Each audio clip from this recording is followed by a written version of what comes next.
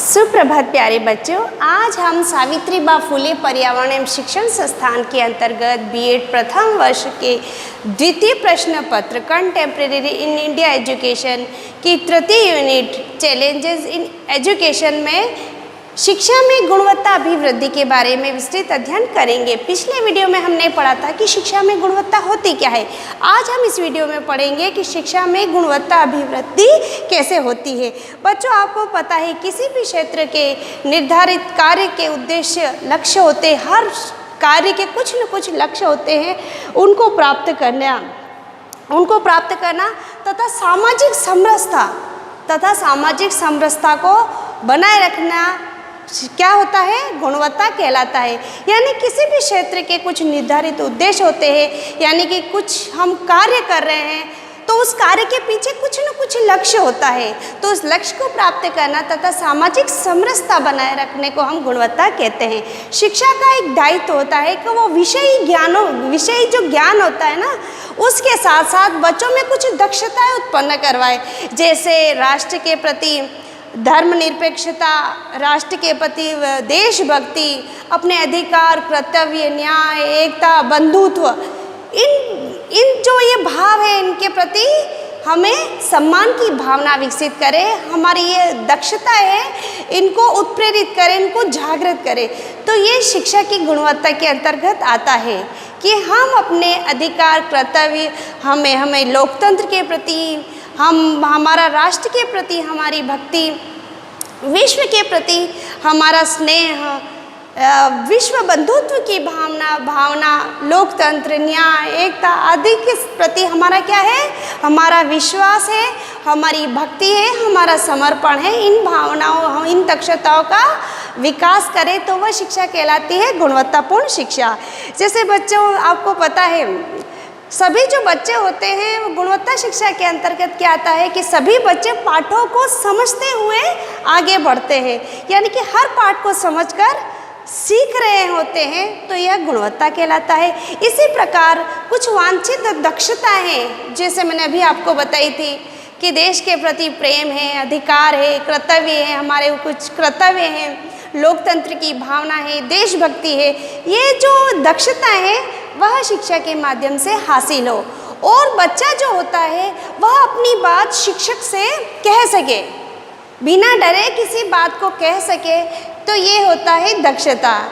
इसके अलावा होता है बच्चों कि शालाओं में दर्ज तथा नियमित उपस्थिति, छात्रों अपनी अपनी कक्षाओं के लिए जो निर्धारित जो अधिगम स्तर होता है, तो उन दक्षताओं को प्राप्त करें। यानी कि प्रत्येक छात्र के लिए कुछ अधिगम दशाएं होती है, तो वह उन लक्ष्यों को प्राप्त करें।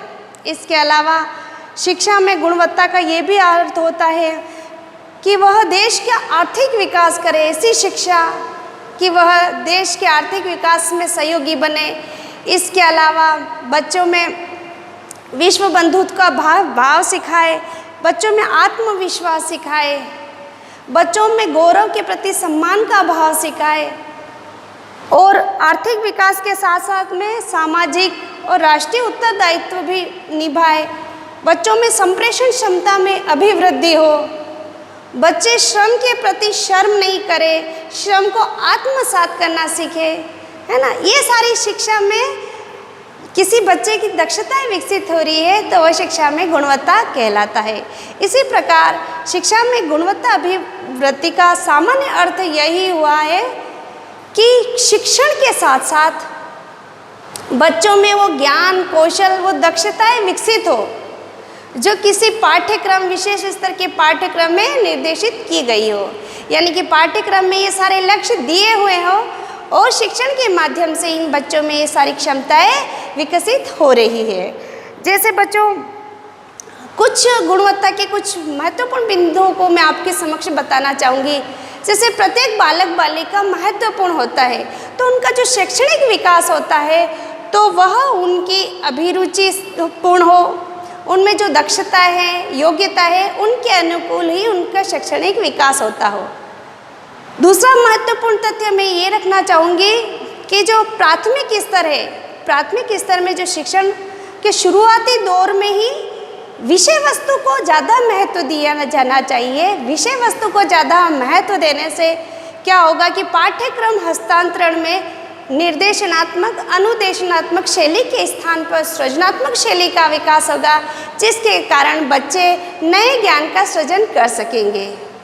तीसरा महत्वपूर्ण बिंदु यह है कि बच्चों को भाषा शिक्षण के अंतर्गत अधिक से अधिक संवाद करवाया जाए, कम्युनिकेशन करवाया जाए, ताकि बच्चों को प्रारंभिक सोपान में ही उन बच्चों में पढ़ने और लिखने का कौशल विकसित हो सकेगा। इसके अलावा चौथा महत्वपूर्ण बिंदु में यह प्रस्तुत करती हूँ कि जो बच्चे होते हैं उनको गणित विषय के प्रति प्राथमिक स्तर में थोड़ा भय और डर होता है, तो ऐसे बच्चों को प्रोजेक्ट वर्क दिया जाना चाहिए। ठीक है। इसके अलावा उन बच्चों में गणित के कौशल को विकसित करने के लिए गणित कॉर्नर स्थापित किए जाने चाहिए। गणित कॉर्नर जो स्थापित किए जा रहे हैं तो वह चरणबद्ध तरीके से नियोजित करने चाहिए। इसके अलावा बच्चे जो होते हैं विज्ञान शिक्षण में भी बच्चों को अभिरुचिपूर्ण गतिविधियों के माध्यम से विज्ञान शिक्षण की शिक्षा दी जानी चाहिए और उनके लिए इस प्राथमिक स्तर के बच्चों को सुनिश्चित करने के लिए आवश्यक तंत्र की स्थापना भी की जानी चाहिए। इसके अलावा बच्चे सामाजिक विज्ञान में बच्चे ज़्यादातर रटाते हैं, तो इसमें अन्वेषण व गतिविधियों को स्थान देकर रुचिपूर्ण ढंग से उनके समक्ष प्रस्तुत किया जाना चाहिए, ताकि उसमें सामाजिक विज्ञान विषय के सामाजिक अध्ययन विषय के प्रति उनमें दक्षता उत्पन्न होगी।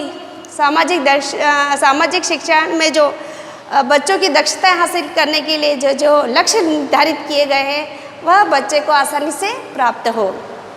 इसके अलावा 1 से कक्षा 8 तक स्वास्थ्य एवं शारीरिक शिक्षा का भी उपयोग होना चाहिए, यानी स्वास्थ्य एवं शारीरिक शिक्षा को भी पाठ्यक्रम में जोड़ा जाता है और कला शिक्षण एवं कार्य अनुभव का भी पाठ्यक्रम में स्थान दिया जाता है।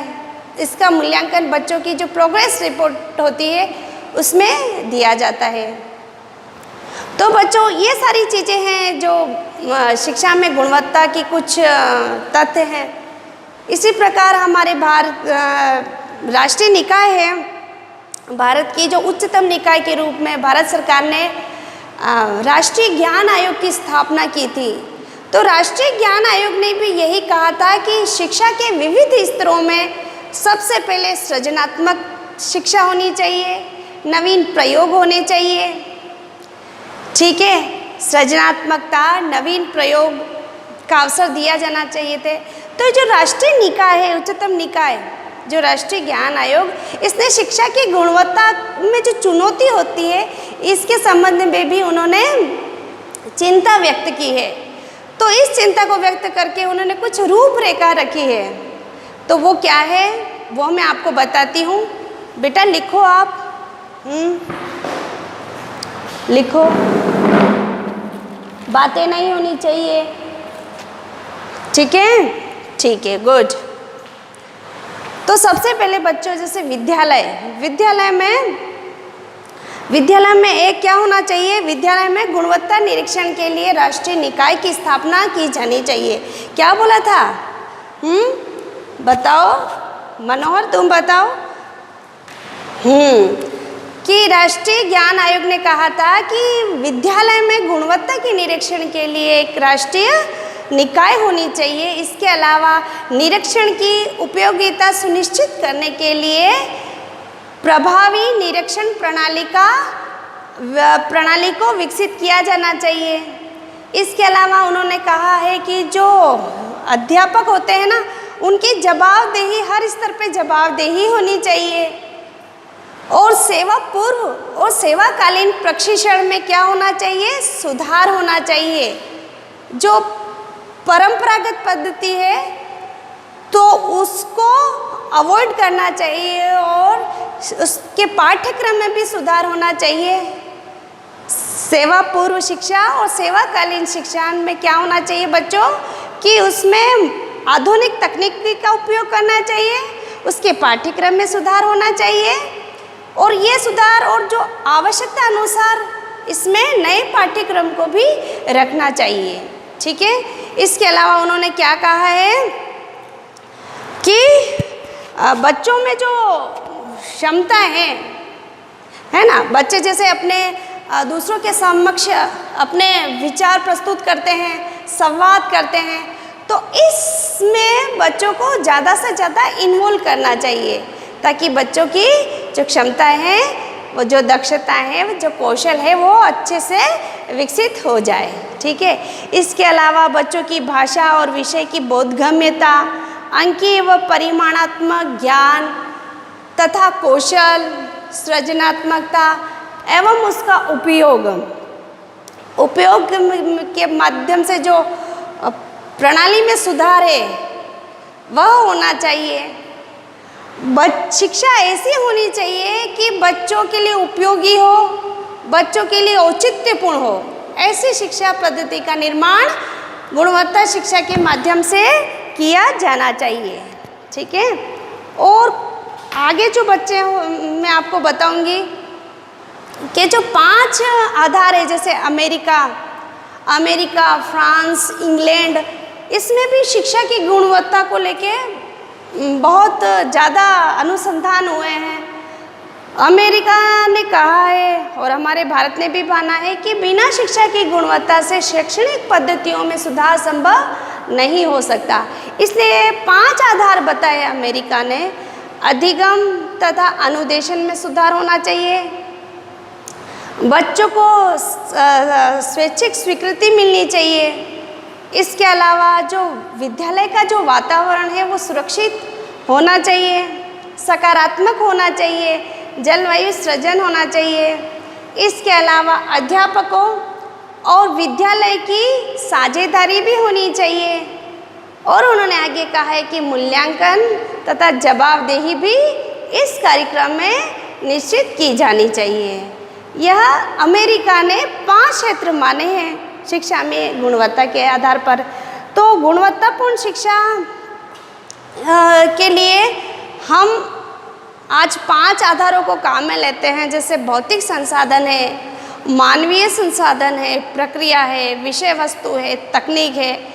इन 5 आधारों को लेकर हम शिक्षा की गुणवत्ता में क्या करते हैं बच्चों, अभिवृद्धि करते हैं।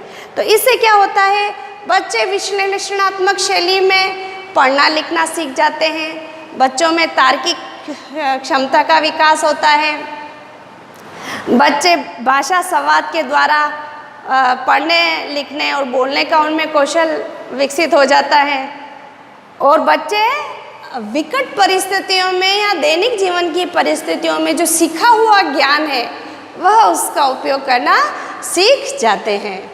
ठीक है, तो आज हम इस वीडियो में इतना ही पढ़ेंगे। कल मिलते हैं, तब तक के लिए धन्यवाद।